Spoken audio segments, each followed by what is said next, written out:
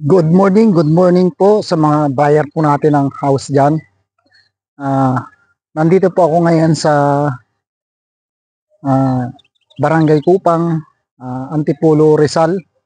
Ito po ay malapit na malapit sa Metro Manila kasi lang metro lang nito, nasa Metro Manila ka kasi yung katabi nito, yung Panorama Marikina. Yung Panorama po, yun po ay mataas ang lugar, hindi binabaha. Overlooking siya. Ito pong lugar ko, overlooking po.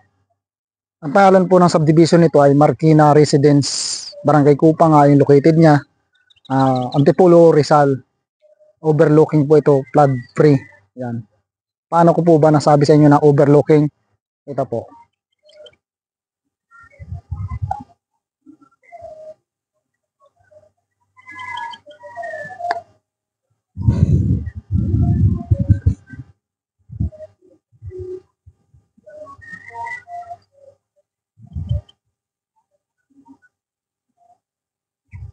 Okay.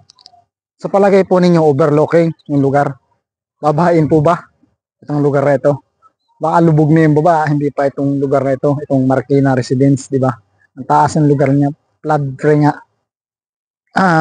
Yan po yung mga model ng house natin. Ito po yung sa baba po nito yung unang-una na finish na yung unang-unang na nagawa sa baba nitong yung unit sa baba po nito bahay nito. Ito po yung per block. Yung nga po nito total hectares 4.5 hectares yung total nito. Dalawa po yung gate niya. Dito po yung gate 1, gate 2. Doon po sa kabila yung gate 1 sa pinag-entrance ko. Doon ako nag-entrance sa gate 1. Ito pong karsada na ito. Pag bumaba ko, dyan po yung gate 2. Kapag natapos na siya, dyan yung ilalagay yung gate 2 sa baba nitong kalsada na to. Bali, yan po yung unit natin. O yan.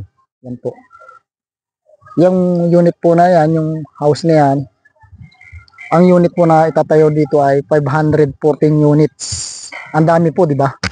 Pero sa akin po, maliit lang po yan sa dami po ng tao na bibili ng house na ito. Kung gusto po ninyong bumili ng cash only, kontakin po ako ninyo dyan sa taas ng video na ito. Meron po ako dyan na contact number, free tripping po Saturday, but sure buyer only. Yung model po nitong house na ito ay townhouse. Yung kan po niya, yung lot area 73.30 square meter. Tapos yung lot area niya 50 square meter. Meron siyang 3 bedrooms and 2 CR, bath and tub. May 1 car garage. Ipapakita ko sa inyo 1 car garage niyan mamaya. Yan, ginagawa pa lang itong unit na ito. Yung sa banda ron, tapos na siya, lalo na sa baba na, tapos na yung baba niyan. Ito yung ginagawa pa lang, hindi pa siya tapos yung iba. Yan. Yan. Mag-reserve na po kayo. Mura lang po ang reservation nito. 20,000 yung reservation. Yung pong down payment niya ay 20%. Kung gusto niyo ng hulugan yung process, mag-reserve po kayo ng 20,000, then mag-down kayo ng 20%, saka na po kayo mag-i-start ng down payment or hulugan monthly kapag down na kayo ng 20%. Pwede po siyang hulugan, pwede pong cash only. 10 years to 15 years, 5 to 10, 15 years yung contract ng hulugan. Namimili na lang kayo kung 5 years, 10 years, or 15 years na hulugan dito sa Marikina Residence. Tatap ko po sa taas sa description kung anong magkano yung price po nito. Total price 4,450,000 yung regular price. Yung lahat po ng details ilalagay ko sa taas ng videos na ito para alam po ninyo. Pre-tripping po, gusto po ba niyo magpa-tripping?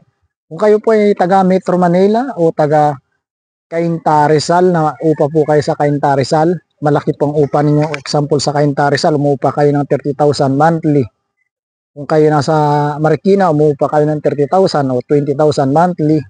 or sa Quezon City, lalo na sa Katipunan Quezon City, hindi to kalayuan sa Katipunan kasi isang sakay lang or dalawa, pababa ka tapos tricycle, magti-train ka dyan yan. Dito po yung isa masinag sa lugar na ito, yung last train station, line 2, LRT 2. Tapos, yan pong lugar na yan na po yung Cainta Rizal. Tapos tabi niyan dyan yung Robinson Metro S. Then, Santa Lucia Mall, katapat ng Robinson Metro S. Sa kabila ng Metro S and Santa Lucia Mall, Marikina na po yan. Kapag umisod-isod kayo sa Santa Lucia Mall, papunta kayo sa Cubao, madadaanan niyo yung Ayala Mall Pilis. Then, sunod na Ayala Mall Pilis, SM Marikina. Di ba? Napakalapit. Kung dyan yung trabaho ninyo, naupa kayo ng sobrang mahal dyan o 30,000 yung inuupa ninyo, dito na ninyo ihulog monthly. Kung mga example, 20 years kang umuupa ng 30,000 monthly, magkano na? Million na po yan. Hindi lang ninyo nakukompute. Ay kung hinulog ninyo dito sa bahay na ito, may bahay kayo, may lupa pa kayo. Then habang buhay na ninyo ito na titirhan, mapapamana ninyo sa anak ninyo yung bahay na ito kung kumuha kayo dito or naguhulog naman kayo monthly, lalo na mga OFW natin, umuupa yung mga kamag-anakan nila sa Maynila, ang mahal, 20,000, 30,000. Huwag na po ninyo aksayin yung pira ninyo, sayang. Waste money, di ba? Yung pira ninyo, sayang, hindi ninyo alam. Kasi hindi ninyo nakukompute yung yearly ninyo na kung 30,000. Magkano yan? 30,000 times 12 months, di ba? Ang laki. Kung 30,000 times mo sa 20 years, di ba million?